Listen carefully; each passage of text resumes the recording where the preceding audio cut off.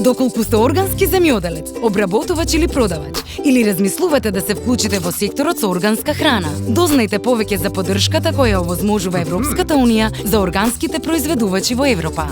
Од 2015 година, земјите членки на Европската Унија ќе треба со 30% од директните плаќања да ги финансираат земјоделците кои се занимаваат со одржливи земјоделски практики.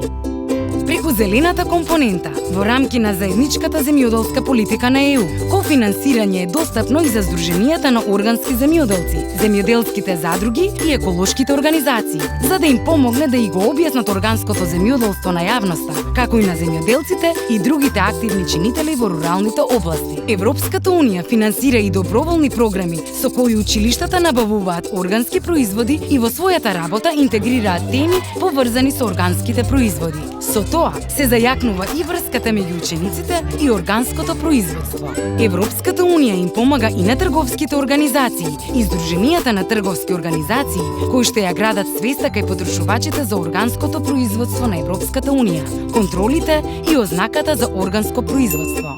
Со програмите за рурален развој, Европската Унија предвидува и нова поддршка за активните земјоделци во транзицијата од неорганско кон органско земјоделство. А за стимулирање на иновативни проекти, предвидена е поддршка и за групи на земјоделци, истражувачи, советници, трговски друштва или невладини организации. Дознајте повеќе за поддршката од Европската Унија за органското земјоделство.